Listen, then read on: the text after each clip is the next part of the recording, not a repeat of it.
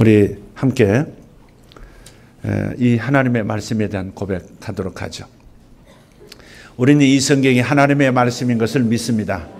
우리는 이 성경을 통해서 구원을 받고 복을 받을 것입니다. 아멘, 아멘, 아멘. 자, 우리에게 아름다운 복을 주시는 하나님의 말씀, 사무엘 하서 6장 6절부터 11절입니다.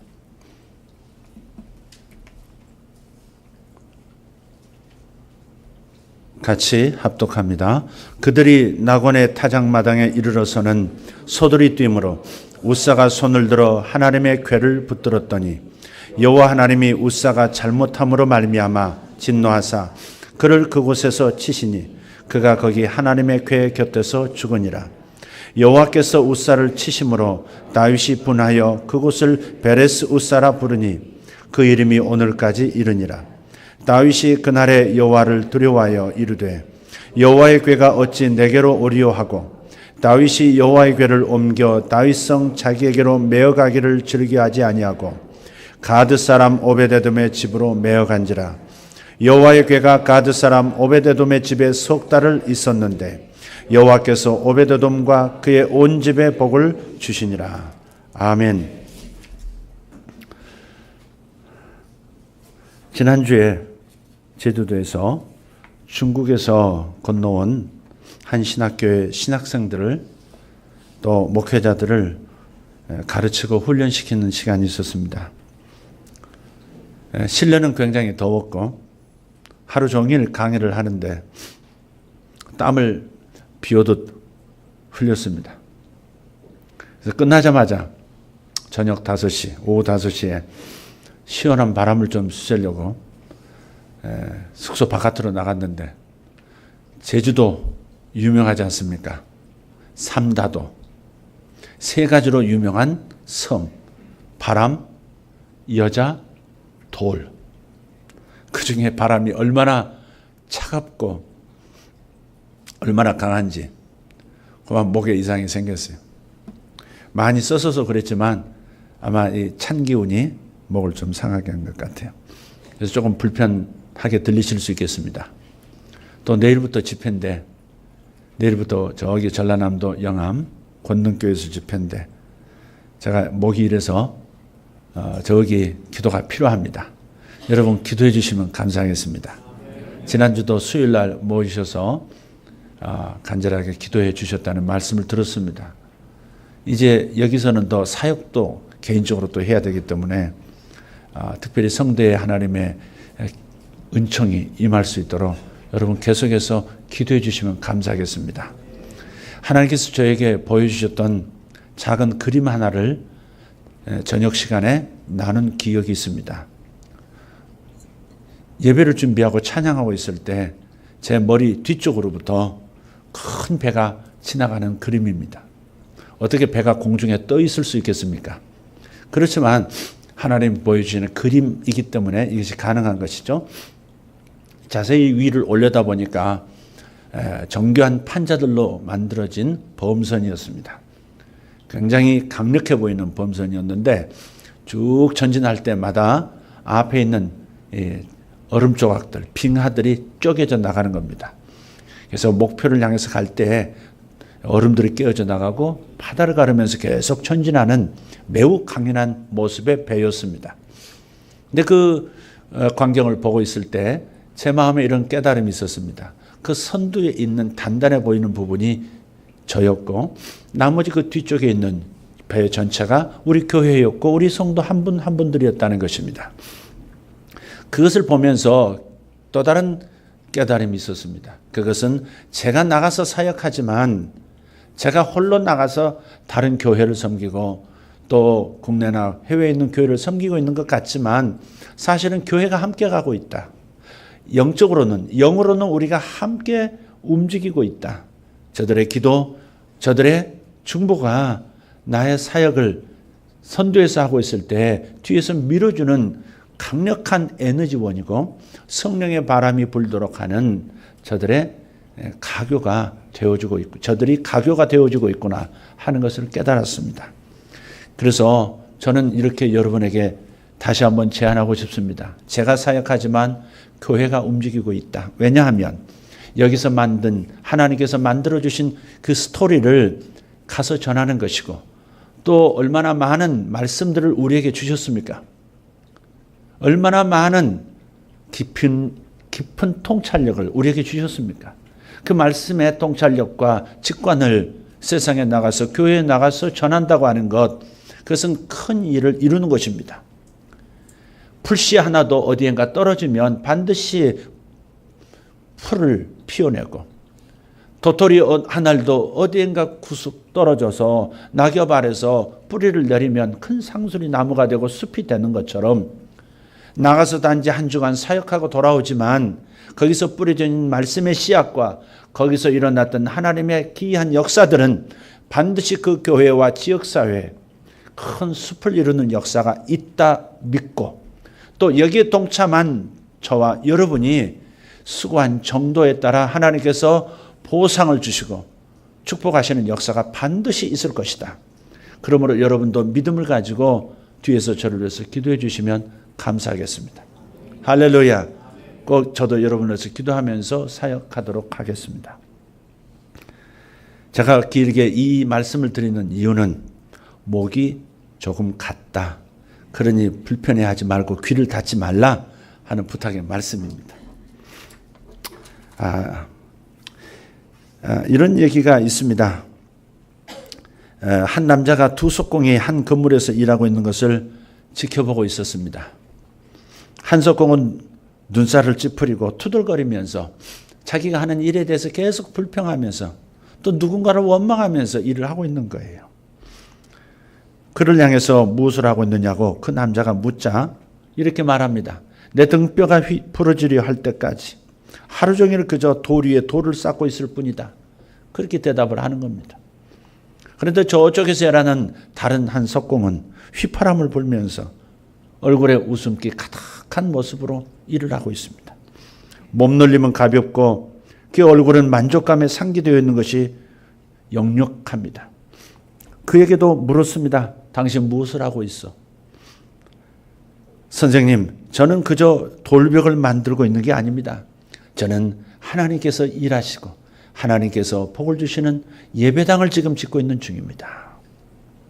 여러분은 어떤 태도로 직장에서 일을 하시고 가정에서 살아가고 계십니까? 태도가 매우 중요합니다. 마음이 매우 중요합니다. 태도가 바를 때 미래가 밝게 보일 뿐만 아니라 현재도 훨씬 즐겁게 일할 수 있습니다. 긍정적인 사람은, 긍정적인 태도와 마음을 가진 사람은 여행하는 과정이 도착한 가고자 하는 목적지만큼이나 즐거울 수 있다는 사실을 이해합니다.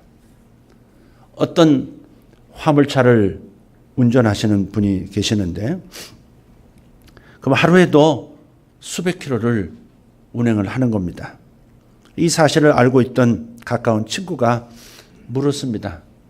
너는 어떻게 피곤해 지치지 않고 그렇게 일할 수 있느냐? 그랬더니 모두 내 태도에 달렸네.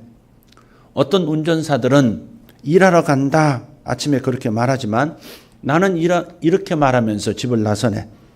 나는 시골로 드라이브 하러 간다. 그렇게 하러 간다는 겁니다. 긍정적인 시각, 건강한 마음이 남보다 뛰어날 수 있는 성실함으로 보상을 받는 것을 우리는 생각해야 합니다. 오늘 말씀의 제목을 보시면 힘인가요? 짐인가요?입니다. 짐작하셨겠습니다만은 다르게 질문해 보겠습니다. 힘이 됩니까? 짐인 것입니까? 이 말은 한 영어학원 광고지에 올려진 문구입니다. 당신에게 영어는 힘입니까? 짐입니까? 공부하는 학생에게 물어봅시다. 당신에게 영어는 힘입니까? 짐입니까? 중요한 질문이라고 생각해요. 물론 대부분의 사람들은 둘 다다 이렇게 생각할 수 있겠지만 결국 영어 공부는 영어를 힘이라고 생각하느냐 아니면 할 수밖에 없는 짐이라고 생각하느냐에 그 태도에 따라서 좌우되기 때문에 그렇습니다. 힘이라고 생각한 사람이라야 짐이 되어도 영어를 열심히 공부하게 될 겁니다. 이것은 공부의 영역만이 아니죠. 신앙생활도 마찬가지입니다. 예배가 힘입니까? 짐입니까? 이 겨울 날씨에도 불구하고 예배당을 달려 나온 여러분, 예배가 여러분에게 힘이십니까? 아니면 짐이십니까? 직분이 힘입니까? 짐입니까? 맡은 사명이 힘이십니까? 짐입니까? 여러분 봉사하고 섬기는 것이 힘입니까? 아니면 짐이 되는 것입니까?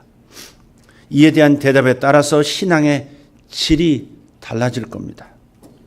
예배가 힘이고 직분이 힘이고 사명이 힘이고 섬김이 힘이라고 생각하는 사람은 예배에 집중하고 직분에 충성하고 사명에 헌신하고 기쁘게 그리고 즐겁게 섬기게 될 겁니다.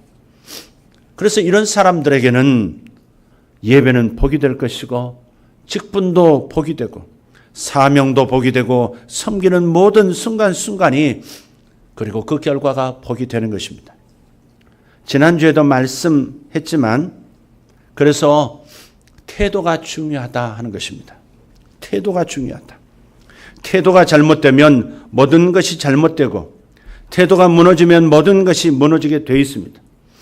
오늘 본문 말씀 70년, 80년 동안 하나님의 언약궤를 모셨지만 하나님의 저주로 끝을 맺은 가정과 단 석 달 모시고 온 집안이 복을 크게 받은 가정이 나옵니다. 역시 태도의 차이였습니다.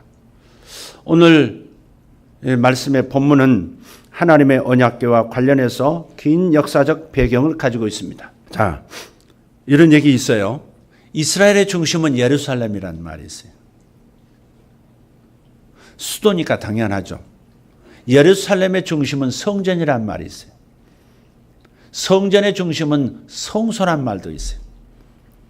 그리고 성소의 중심은 지성소라는 거예요.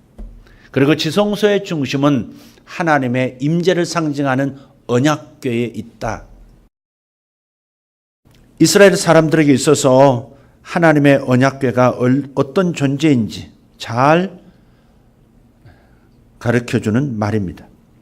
그런데 어떻게 이렇게 소중한 언약궤가 7, 80년 전 제사장 엘리 시대 말기에 적국 블레셋과의 전투에서 그들에게 빼앗기게 됩니다.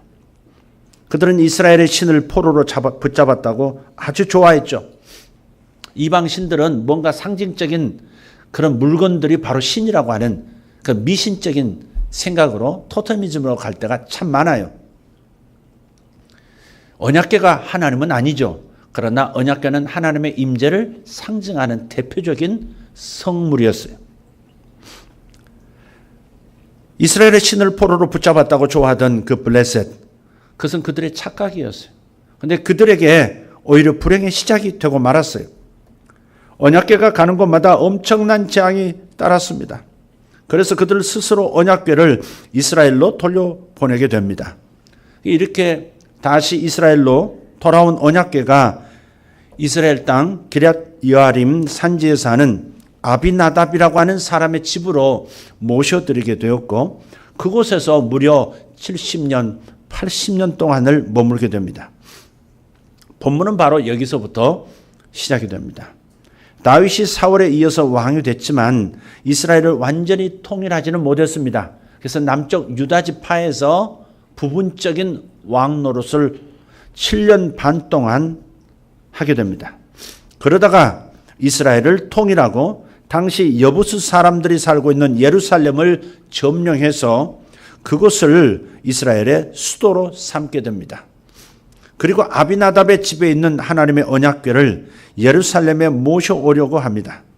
그래서 다윗은 이를 위해서 정예군 3만 명을 동원해서 대대적으로 진행을 합니다. 그만큼 이 사건을 중요하게 생각한 것이죠. 다윗을 이스라엘에서 위대한 성군으로 생각하죠. 이스라엘의 국기도 다윗의 별이라고 해요. 별처럼 생겼죠. 다윗의 별이라고 합니다. 고대에서나 지금이나 다윗을 가장 위대한 임금으로 생각하고 다윗 같은 임금이 다시 등장하기를 그들은 고대하고 있어요. 그리고 그들은 다윗 같은 분이 바로 예수님을 메시아일 거라고 지금도 기다리고 있는 중입니다. 다윗이 이렇게 칭송을 받는 사람이 된 것은, 정치인이 이렇게 대대로 칭송을 받는 것은 쉽지가 않아요. 고대 왕국의 군주라면 이런 칭송을 대대로 받는 경우가 흔치가 않습니다. 그런데 지금까지도 그를 사랑하고 그를 칭송하는 까닭이 있습니다. 바로 여기 있는 거예요. 일단 집권하게 되면 할 일이 많습니다. 누릴 것도 많습니다. 그러나 그는 먼저 하나님의 법궤를 이스라엘의 수도로 모셔와야 한다는 이 일부터 진행한 거예요. 하나님의 임재가 중요하다는 거예요. 우리 예수 믿는 사람들은 잘 알 것입니다. 우선순위가 분명해야 된다는 것이고, 하나님도 우선순위를 요구한다는 거예요. 시간의 우선순위, 물질의 우선순위, 목표, 목적의 우선순위, 욕망의 우선순위가 있다는 거예요. 먼저 하나님 나라와 그분의 의를 구하라. 그러면 나머지 너희들이 구하는 모든 것들은 절로 질서 잡히고 이루어지게 될 것이다. 이게 마태복음 6장 33절의 말씀입니다. 하나님이 먼저인 사람, 하나님이 퍼스트고 베스트인 사람, 나머지 하나님께서 모든 것들을 가지런히 정렬해서 내게 안겨주시는 거예요. 그런데 머리만 쓰는 꽤 많은 인생들이 하나님 먼저, 하나님의 일 중심, 하나님의 교회 중심, 이런 태도가 아니라 자기 것 중심, 내 일 중심, 내 욕망 중심이 되다 보니까 그것들이 모든 삶을 실타래처럼, 엉킨 실타래처럼 만들어버리는 거예요. 이 얽힌 실타래 같은 내 인생, 내 문제들을 해결하는 방법은 단순합니다. 먼저 하나님을 추구하라. 먼저 하나님을 사랑하라. 먼저 그분을 모셔라. 먼저 그분을 추구하라. 이게 답이에요. 공존 궤도를 벗어나지 않으려면, 유리하는 별이 되지 않으려면 그 중심에서 끌어당기고자 하는 태양을 향해서 그 끌어당기는 힘에 순응하는 겁니다. 그러면 자기 궤도를 따라서 질서 있게 생명 활동을 하게 되는 것처럼 우리의 신앙생활도 간단해요. 하나님 중심이 되면 되는 겁니다. 하나님을 가장 귀중한 목표로 삼고 목적으로 삼으면 되는 거예요. 이 간단한 이야기가 그렇게 우리 삶 속에서 왜 이렇게 마음으로 정해지지 않는지 모르겠어요. 결혼할 때도 정하고 가야 되는 일이 있어요. 결혼 주례를 할 때마다 같은 얘기를 저는 반복하고 있어요. 세 가지를 계속해서 반복하고 있습니다. 우리 청년들 다 외워, 우리 교인들 다 외울 거예요. 조금씩 바꿀 뿐이에요. 그러나 그것이 매우 중요하기 때문에, 가장 결혼 생활에서 중요한 출발점에 있어서 가장 중요한 가치이기 때문에 제가 강조하는 거거든요. 그 기본이 돼야 돼요. 하나님 중심, 하나님이 첫째, 하나님이 최고. 이런 사람을 하나님이 어찌 밀어주지 않으실 수 있겠습니까?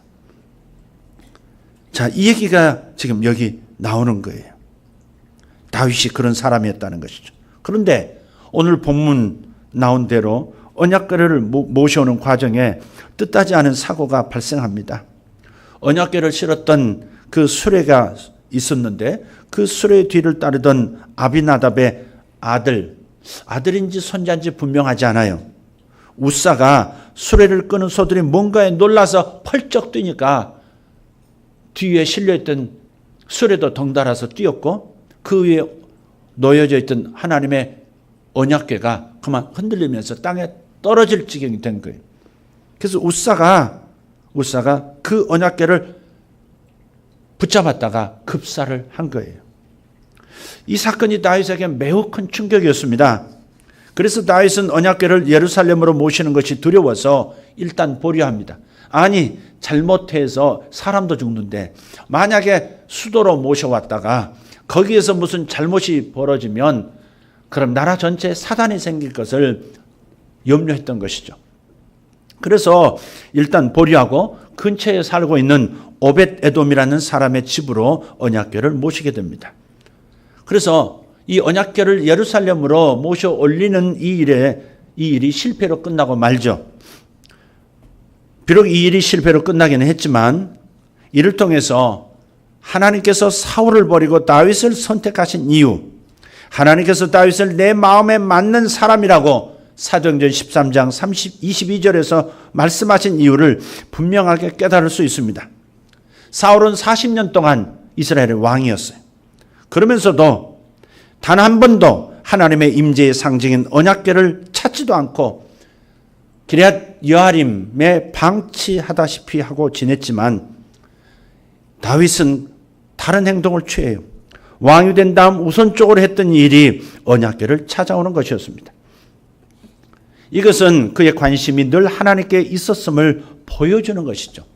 그 사람의 말과 행동, 반복되는 지속적으로 나타나는 그 말과 행동을 보면, 태도를 보면 그의 마음을 알 수 있잖아요. 그 중심에 하나님이 먼저였던 것이죠. 그럼에도 불구하고 그의 이 선한 일이 실패로 돌아가고 말았습니다. 그런데 하나님은 이 실패의 사건을 통해서 다윗과 이스라엘에게 중요한 가르침을 주셨습니다. 저와 여러분에게도 필요한 가르침입니다. 첫째는 하나님은 하나님께서 요구하신 방법대로 섬겨야 한다 하는 것입니다. 따라합시다. 섬김에도 하나님의 방법이 요구된다. 아멘. 언약궤는 수레에 실어서 소가 끌고 가는 것이 아니라 민수기 4장 15절에 보면 반드시 제사장들이, 기름 부음 받은 제사장들이 어깨에 메고 이동해야 하는 거예요. 반드시 제사장들이 어깨에 메고 이동하도록 되어 있는 법규가 있었어요. 그런데 그 규정대로 하지 않고 3절에 보니까 새 수레에 옮겼다는 거예요. 수레를 통해서 이동시킨 거예요. 이렇게 된 데는 두 가지 가능성을 유추할 수 있습니다. 그것은 궤를 옮기는 규정에 대한 무지와 무시입니다. 몰라서 그럴 수도 있고 알았지만 대수롭지 않게 무시한 겁니다. 아마 후자가 아닌가 싶어요. 왜냐하면 성경은 궤를 메어오려고 가서 수레에 싣고 왔다 그렇게 기록하거든요. 2절에 보면 궤를 메어오려 하니 그랬어요. 궤를 메어오려고 했다는 거예요. 그래서 갔어요. 그런데 정작 법궤를 옮길 때 새 수레에 싣고 왔다고 3절에 말씀하는 겁니다. 쉽게 모시는 방법이 있는데 게다가 이스라엘까지 블레셋에서 옮길 때도 수레에 싣고 오지 않았느냐, 그래도 아무 일 일어나지 않지 않았느냐 하는 선례 때문에, 나쁜 선례인데 굳이 수고롭게 메고 옮길 필요가 있을까 하는 그런 편의적인 생각, 그 생각이 작용한 겁니다. 이런 편의주의적인 생각이 규정을 무시하게 한 것입니다. 편의대로 하다가 혹은 임으로 하다가 이런 봉변을 당한 겁니다. 하나님을 섬기는 일은 의도나 목적도 중요하지만 과정이나 방법도 또한 중요합니다. 물론 그 방법은 하나님의 말씀대로 순종하는 겁니다. 여러분 기억해야 합니다. 우리가 사역자로서 일을 하고 주님을 섬기는 성도들의 섬김이 있지만 항상 자기 편의주의적인 대로 주님을 섬겨서는 안 됩니다. 주님의 말씀을 무시하고 굳이 자기 방식대로 굳이 뭐 그렇게 할 필요가 있어. 그렇게 할 수는 없다는 것입니다. 어떤 사람은 성찬식도 한국식으로 하자는 거예요. 그래서 인절미하고 막걸리로 하자는 거예요.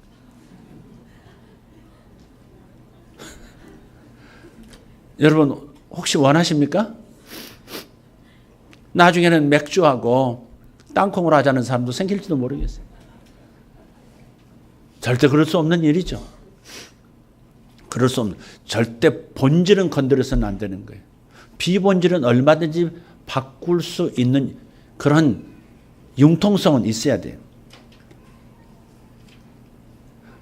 봄이 되고 여름 됐다고 어때요? 입었던 옷을 다 벗어야 되는 건 아니잖아요. 입을 건 입어야죠.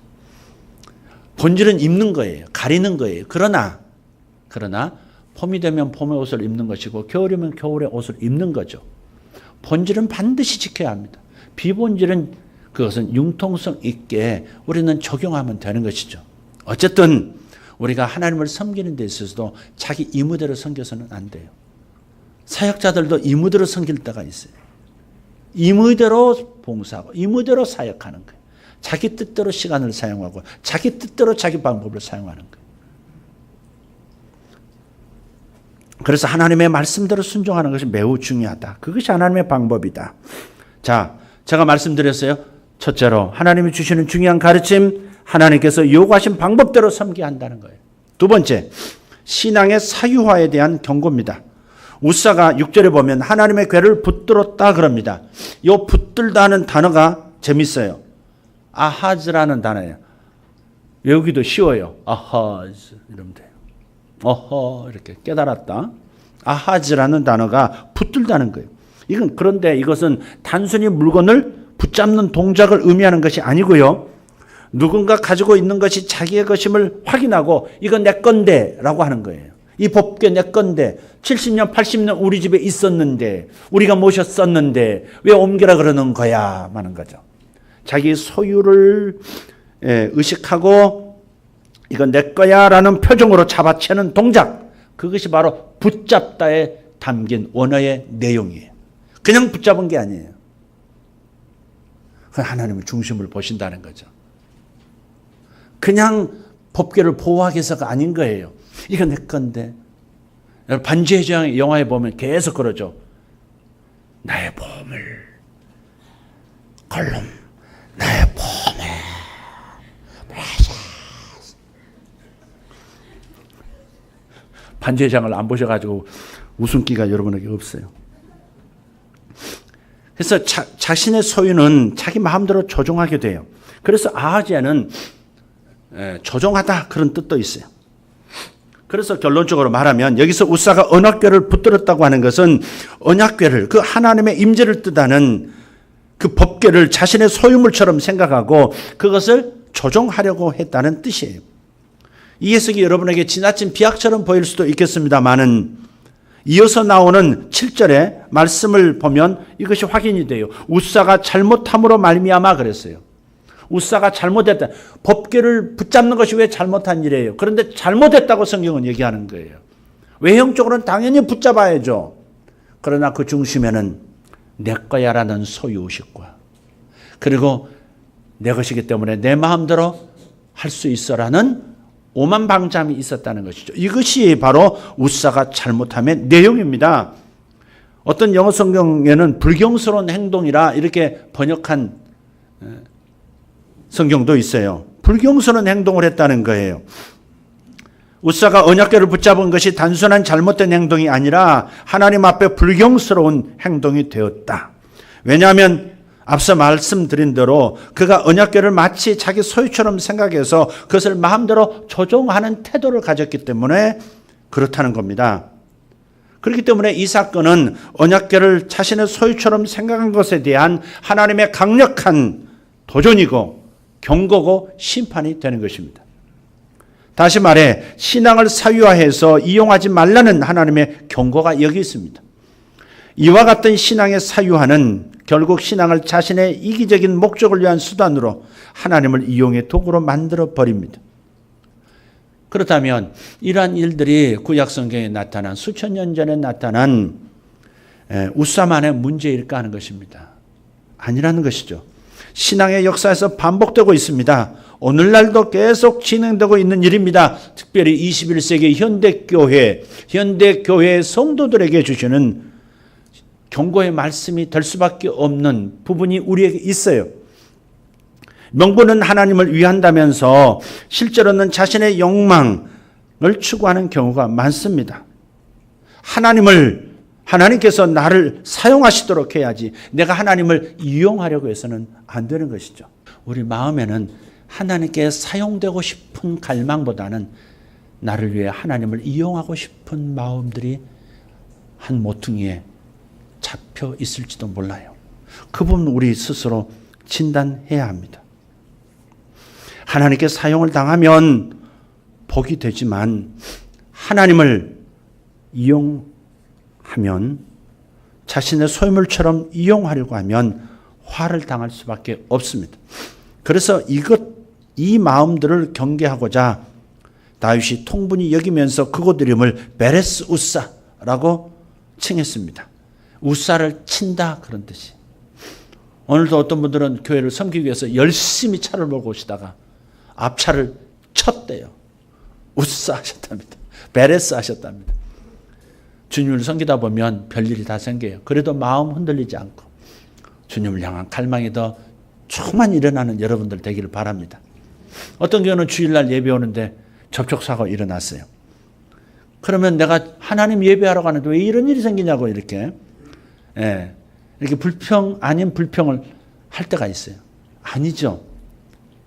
하나님께서 오늘 내게 무슨 축복을 주시려고, 무슨 은혜를 주시려고 이런 일까지 생긴다. 이게 올바른 태도 아니겠습니까? 이런 마음으로 일하는 거예요. 누군가가 자기를 찌르고 누군가가 자신을 질투하고 누군가가 자신을 방해하는 것처럼 할 때 하나님의 일을 하는데 왜 이렇게 충돌이 일어난다 할 게 아니라 하나님께서 내게 교훈을 주시는구나. 교만하지 말라고 하시는 거구나. 오직 하나님께만 집중하라고 하시는 거구나. 아, 내가 일하면서 내가 칭찬받고 싶어하는 마음이 있었구나. 하나님께 칭찬받아야지 사람에게 무슨 칭찬받을 이유가 어디 있는가. 나는 하나님께 인정받고 하나님께 칭찬받으라고 하나님이 찌르는 가시처럼 상황을 주셨구나. 그렇게 생각하는 것이 정상적이고 아름다운 생각 아니겠습니까? 할렐루야. 자, 두 가지 말씀드렸어요. 하나님께서 요구하신 방법대로 하나님을 섬겨야 한다. 두 번째는 신앙의 사유화에 대한 경고의 말씀을 주고 계신다. 세 번째는 하나님을 가까이 하는 사람은 반드시 복을 받게 된다 하는 거예요. 우사가 죽었습니다. 그래서 다윗은 언약궤를 예루살렘으로 모셔오는 일을 두려워해서 가까운 곳에 위치한 오벳에돔의 집으로 메어 갔다고 9절 10절에 말씀합니다.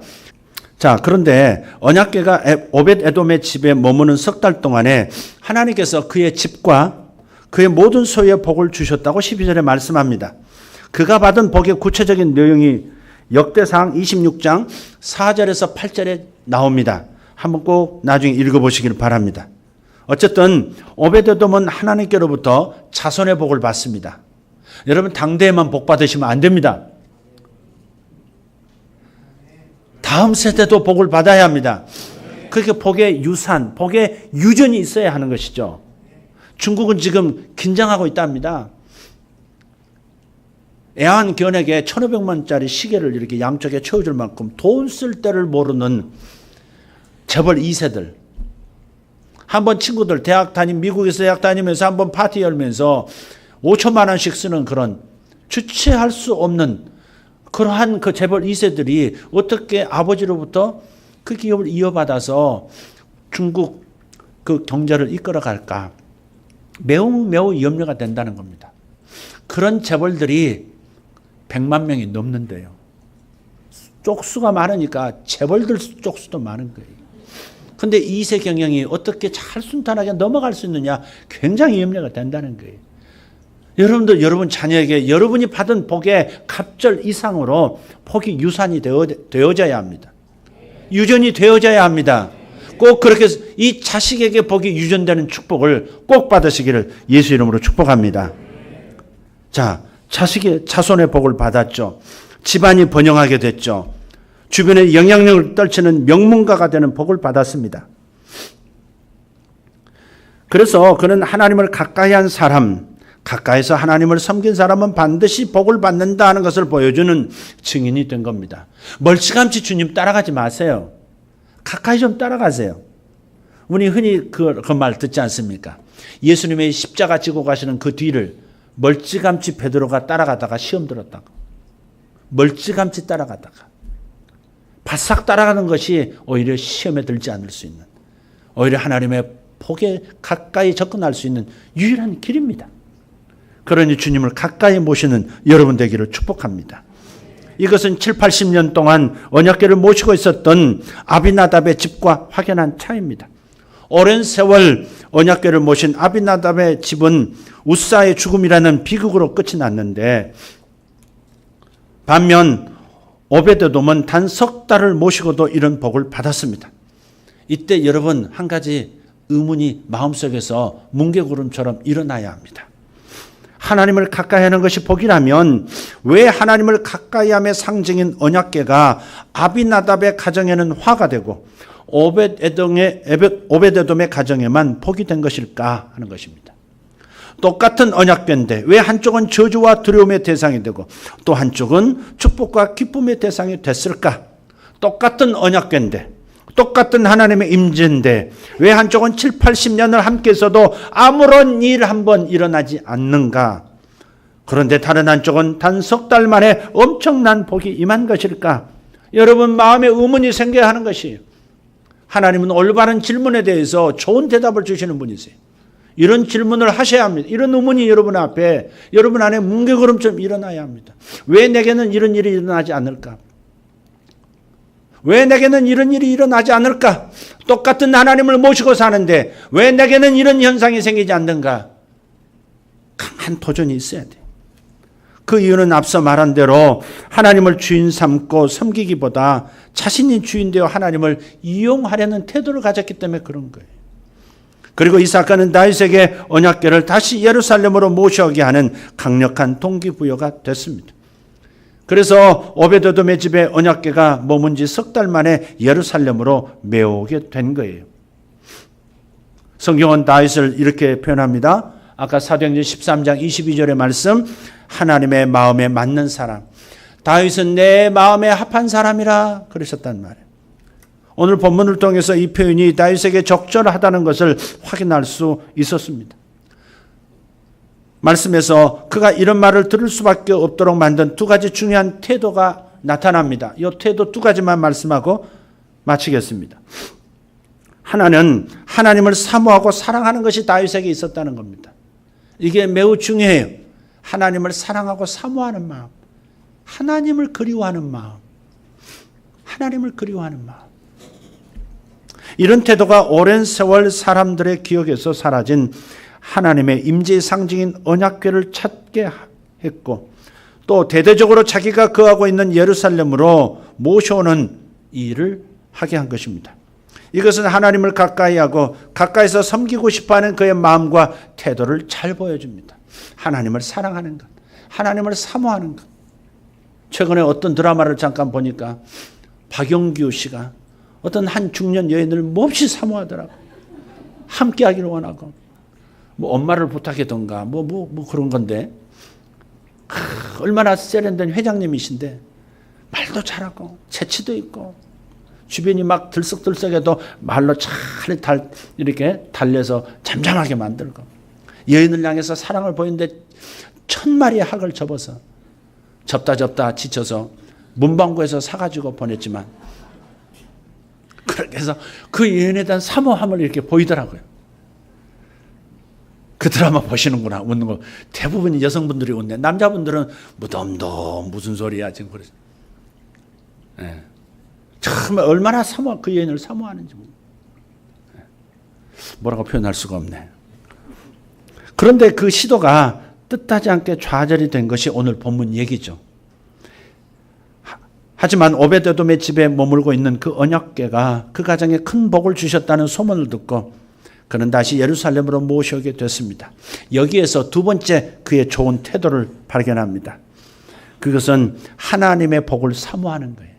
하나님만 사모하는 것이 아니라 하나님이 주시는 복을 사모하는 거예요. 여러분 이 복은 사모하셔야 돼요. 교회가 너무 복한다 그러는데 복이 필요하지 않은 사람이 어디 있어요? 자식에 대해서 하나님 복 못 받으면 아무리 돈 많아도 자식 방황합니다.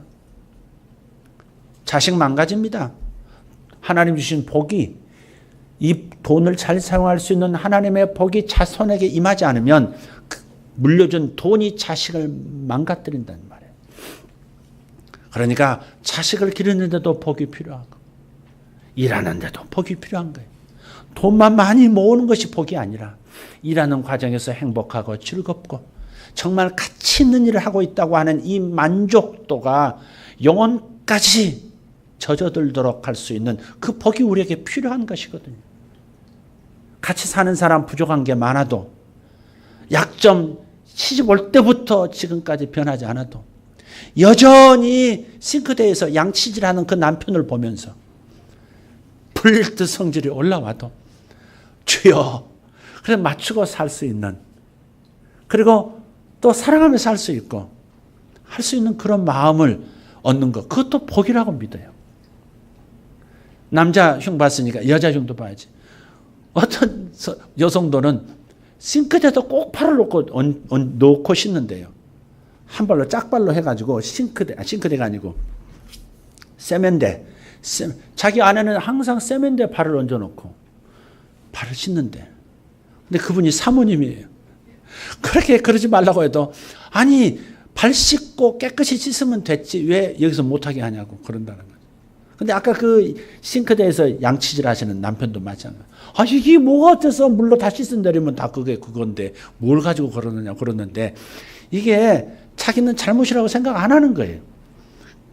그래도 우리는 살아가요. 어떨 때는 그런 모습이 순진해 보이고 예뻐도 보이는 거예요. 그게 하나님의 은혜고 하나님의, 그런 것도 하나님의 복이라는 말이죠. 우리는 매사에 하나님의 복을 받아야 합니다. 건강한 마음을 가질 수 있도록, 긍정적으로 가족을 돌볼 수 있도록, 세상을 긍정적으로 바라보고, 직장에서도 사람에게 하듯 하지 않고 죽게 하듯 할 수 있는 것은 하나님의 복을 받을 때 그런 거예요. 꼭 물질적인 것, 외형적인 것만 복이 아니라 그 과정에서 행복할 수 있는 것, 그게 복이란 말이에요. 골로새서 3장 23절 말씀 매우 중요한 말씀이에요. 지난 금요일 설교 말씀을 꼭 들었으면 좋겠어요. 사람에게 하듯 하지 말고 사람에게 하듯 하면 눈치 보며 합니다. 사람에게 하듯 하면 사람이 있을 때는 하고 그 사람이 가시권이 없을 때는 자기 생각대로 하고 자기 뜻대로 하고 자기 원하는 것을 해요. 모두가 그렇습니다. 그러니까 죽게 하듯 하라. 죽게 하듯 하라. 그러면 완벽한 거예요. 그러면 상급이 있어요. 단지 회사를 위해서 하고 호구지책으로 먹고 살기 위해서만 일을 한다면 회사가 보상하는 것으로 끝나겠지만, 회사에서 일할 때 지구의 한 모퉁이를 내가 하나님과 함께 창조해 나가고 있다. 하나님이 기뻐하시는 일, 내게 준 사명을 이 직장에서 내가 행하고 있다. 나를 통해서 회사가 복을 받고 내 팀이 복을 받는 이 역사를 나는 이루고 있다. 이렇게 주님께 하듯이 하기 시작하면 반드시 주님께로부터 보상이 오고 주님께로부터 상급이 오는 것입니다. 왜? 주님께 한 거니까. 나는 주님께 한 거지만 사람에게 한 것도 됐기 때문에 회사로부터 보상도 받고 하나님께서 그보다 더한 축복을 내게 하시는 것이죠. 그래서 사람에게 하듯 하지 말고 죽게 하듯 하라고 하신 말씀은 엄청난 복의 말씀인 거예요. 우리는 복을 사모해야 합니다. 손에 줄 수 있는 복도 사모하지만 내적인 복도 더 중요해요. 그 복을 사모하는 거예요. 할렐루야. 할렐루야. 다윗은 우사의 죽음을 보고 두려워서 언약궤 모시는 것을 주저했지만 오베데돔의 가정에 복이 임한 것을 듣고 당장 예루살렘으로 모셨죠. 이것은 그가 하나님의 복을 얼마나 사모하는 사람인가를 보여줍니다. 하나님께 복을 받는 일이라면 무엇이든지 주저하지 않고 실천하고 순종했던 사람, 그 사람이 바로 다윗이고, 그러니까 정말 복을 받은 것이고 지금까지도 다윗 하는 것이죠. 바로 여기에 오벳에돔처럼 집과 모든 소유가 하나님께 복을 받는 비결이 있습니다. 그것은 다윗처럼 하나님을 사랑하고 다윗처럼 하나님의 복을 사모해서 하나님을 가까이하고 가까이서 하나님을 모시려는 태도를 갖는 겁니다. 여러분 꼭 실천하고 복을 받는 분 되기를 바랍니다. 하나님을 가까이함이 내게 복이라. 하나님을 가까이함이 내게 복이라. 하나님의 복을 사모함이 또한 내게 복이라. 이것만 잊지 말고 돌아가시기를 바랍니다. 아비나답의 집이 되지 말고 오벳에돔의 집이 되시기를 예수 이름으로 축복합니다. 축복합니다. 축복합니다. 기도하겠습니다. 들으신 말씀 기억하면서 여러분 자신의 목소리를 한번 기도하겠습니다. 1, 2분 동안 기도합니다. 내가 하는 일이 힘인지 짐이 되는지 살피시면서 다윗의 집이 될 것인가, 사울의 집이 될 것인가, 아비나답의 집이 될 것인가, 오벳에돔의 집이 될 것인가. 하나님, 저는 원합니다. 오벳에돔의 가문 되기를 원합니다. 오벳에돔처럼 하나님을 가까이하여 복을 받고 다윗처럼 하나님을 가까이 하는 마음과 가까이서 하나님을 섬기는 마음을 통해서 하나님의 복을 받은 것처럼 나도 주의 복을 받기를 사모합니다. 통성으로 기도합니다. 주여 감사합니다. 성도들에게 아버지 우리에게 이 말씀을 주신 것을 감사합니다. 우리의 중심의 첫사랑이 사라져 아버지 하나님 몸집만 남아있지 않도록 하시고 다윗처럼 사랑하고 사모하는 마음, 하나님을 사랑하고 사모하는 마음으로 섬기는 성도들 되게 해 주시옵소서. 아버지 다윗처럼 하나님께서 주시는 복이라면 무엇이든지 받겠다고 나서고 행동하고 실천하는 아버지 그러한 성도들 되게 하여 주시옵소서. 아버지 저에게도 이 마음이 더 깊이 자리 잡게 하시고 아버지 하나님 하나님을 가까이함, 하나님을 가까이서 섬기는 이 마음이 더 충실해지게 하시고 하나님 주신 복이라면 나도요 라고 말하는 제가 되게 하옵소서. 주님 이 갈망이 내 안에서 일어나게 하여 주시옵소서. 하나님을 사랑하고 하나님 주신 복을 사모할 수 있는 우리가 되어지게 하여 주시옵소서. 주님 사역자들에게 은혜를 베풀어 주시고 아버지 여기 교회 리더들에게 은혜를 베풀어 주시옵소서. 살아계신 우리 하나님 아버지 감사합니다. 영화로우신 우리 하나님 찬송합니다. 놀라우신 우리 하나님 감사하고 또 감사를 드립니다. 하나님이 말씀 주신 하나님 오베데돔의 복을 우리에게 주시옵소서. 오베데돔의 복을 우리 교회에 주시옵소서. 우리 성도들에게 주시옵소서. 예수님의 이름으로 기도하옵나이다. 아멘.